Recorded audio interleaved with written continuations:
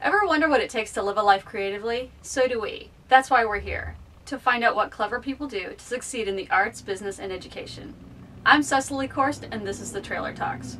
We're interviewing artists and educators, musicians, and thought leaders, at home and on the road.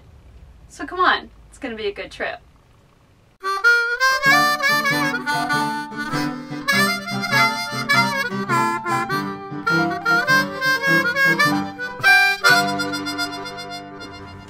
Hey, welcome to the trailer. Come on in. Today, we're in the trailer and on Skype with Ben Keene, an entrepreneur from the UK, and we're talking about his creative life. What if we could fund, create and experience a sustainable community that had a positive impact on its residents and visitors? Welcome to Tribewanted. Ben, describe your journey to this point. Well, getting to the trailer today has not been planned. I guess for me it started when it really there was a band called the Arctic Monkeys. They were the first band since the Beatles to get to #1 in the States and Europe at the same time, straight off. But what they did differently is they did it without a record label. So they built their fans on a site called MySpace, which is now only used by Justin Timberlake, but used to be used by a lot more people. Anyway, there was this massive sort of moment where, and I was 26 at the time, where everyone was going, hold on a second, this band just went to #1 all around the world just by building an online community around them, of fans giving their music away for free. So a friend and I would say, could you apply that to the travel industry, to a travel community? And I'd spent 5 years running adventure trips in Africa and driving Land Rovers to Timbuktu and having lots of fun, but not really knowing where that was going to take me in terms of a serious or bigger career. And all my friends were going into law and accounting and corporate jobs, and I was kind of like, what's happening here? And I had this conversation and with this friend, and it sort of sparked something in our minds, like what would happen if you built a community online around a destination, around a physical place in the world that you could all call a second or a third home, and that you could maybe visit one day, and through you contributing your ideas and some funding, you could support this destination, this escape or this adventure. And the idea sort of took hold in our minds, and we thought, what if that place was, a remote island somewhere in the world?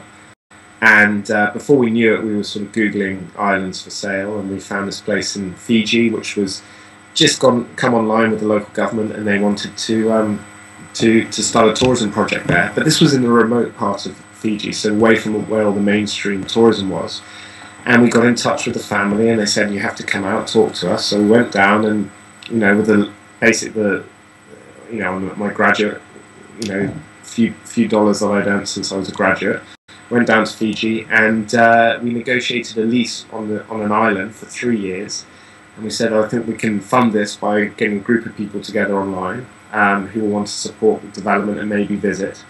And then we went back home, having sort of blagged an agreement there, and we just beat Survivor to the island, by the way. They came out a month later. So we were lucky, and we had a good business partner, the chief. He shook our hands and said, sorry, I'm doing it with these guys, not Hollywood. Wow. So we got lucky with our partner. And then we came home and put it online, and put Tribewanted online, and said, who wants to join an online community that's going to support this remote Fijian island of Vorovoro, and it's develop an ecotourism village, create local jobs, learn about the way of life there. It's not a reality show, it's not a resort. And the take-up was huge, and we got 1,000 people quite quickly, all spending at least $200 just to be a member and maybe one day come visit. And Good Morning America and loads of other bizarre TV shows got interested as well, and told the world there were no toilets. That seemed to be the big headline. But that's where, I guess, for me, the adventure started. And from there, it's been a real huge challenge, and we've made plenty of mistakes, but we've also had a lot of success. And we built the community. It took 3 years, and created plenty of jobs, and certainly built a really exciting story. And then a few years later, someone came along and said, by the way, I like what you're doing over there. I've got the funding to do a project in West Africa. Do you want to come and do it? So for me, that was easy to say yes to, because it was a project plus some funding for it. So Filippo and I moved to Sierra Leone, and that's where we've been the last 3 years. Mm-hmm. And then next week, we open our third community. So this sounds in 2 minutes like a lot, but it's over 6 years. In Italy, in Umbria. So on Monday morning, that's where I go. And in between, there's been lots of other projects and adventures, but that's been the main journey for me. And the bigger idea is really, can we scale this from 3 communities into 10, into 100, and working out the best way of doing that through membership online, and trying to build a Netflix kind of model or an Airbnb for communities around the world. It looks like you never wanted to become the attorney, the accountant, the whatever. You just want to go see and go and do. That's great. I'd like to have that written down somewhere one day. This is how I lived. I think as much as not having the desire to do those jobs, it's probably also not having the ability to do those jobs. And I think I was lucky in the sense that I found the opportunity, or said yes naively to an opportunity that came up reasonably early on, in my working life, where other people, it takes them a lot to discover that moment, or to stumble across that moment where they go, sure, let's try that. And of course, the longer you go on, probably the harder it is to find that opportunity. It's been really interesting, because since I've come back from living on these projects, there seems to be more and more, certainly in the UK here and in Europe, more, especially during the recession, it should be harder to get jobs. People are actually trying to figure out ways of getting away from traditional corporate jobs and into more careers they're more passionate about, or working more on startups. And there's been a kind of little explosion around that in that space, which wasn't the case 5 years ago, I think, 10 years ago. So yeah, I'm not changing course now, no way. What's the best thing about living this unconventional life that you live? The best thing about it is that the uncertainty of it is the biggest reward. So not knowing what's going to happen, by putting yourself in situations, by having conversations with people who are kind of doing interesting things as well, leads to really interesting insights about the world around you, that may add value to what you're doing, or they may just make you feel more fulfilled as a person. I just say generally not knowing what's next is probably one of the most exciting things. The flip side of that is that you don't know. The uncertainty also leads to dealing with a lot of problems sometimes, because you don't know exactly what's going to happen. So you're dealing with the output of that, but the benefit outweighs it for sure. What's the hardest thing you've had to do so far? I think the hardest thing is always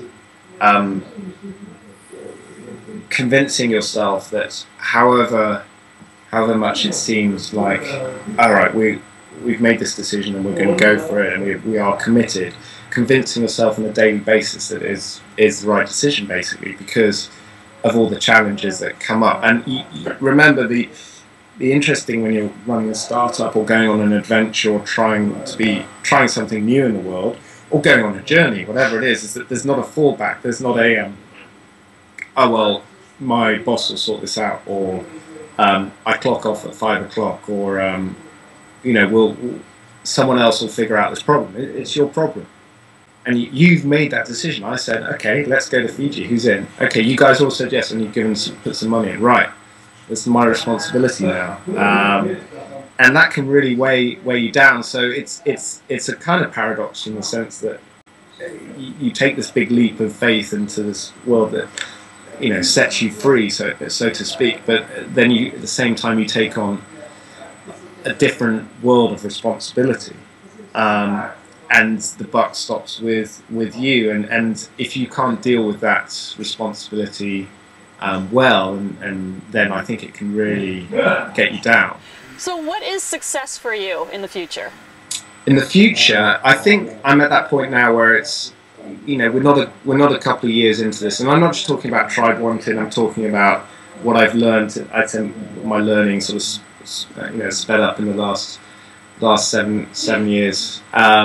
What I've really learned is that it's a whole load of things, and trying to apply that and make it a success for me is about some sort of scale in terms of the projects and organisations I'm working with.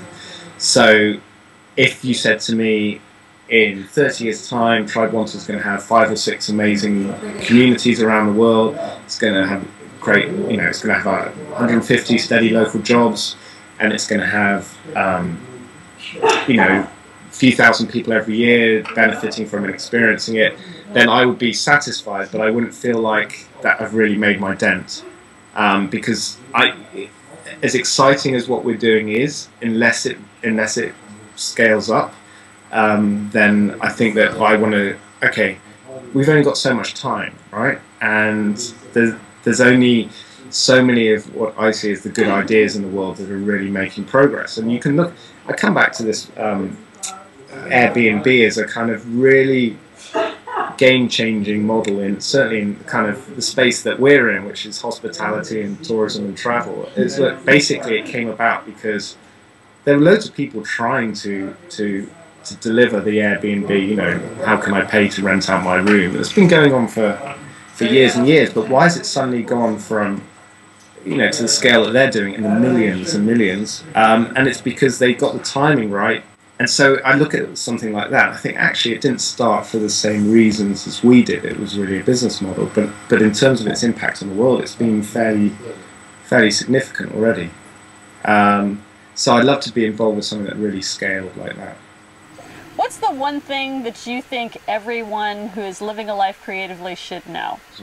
I keep coming back to like the passion and the purpose of what you're doing. So every time you hit a stumbling block, and you've got to come back to that. And there are different ways of doing that, but it's so easy, and I'm sure a lot of people go through this, to just slip back into a routine, just slip back into a way of life where making choices every day, whether it's at the supermarket or what you're prioritizing in your inbox, or who you're reaching out to, or who you pick up Skype to or not. And it's so easy just to slip into a habit where you don't really think about these things. And it happens to me every week. And so it's learning the tricks that snap you out of it and remind you, or you get yourself to a space where you're going, actually no, that's not why we're doing this.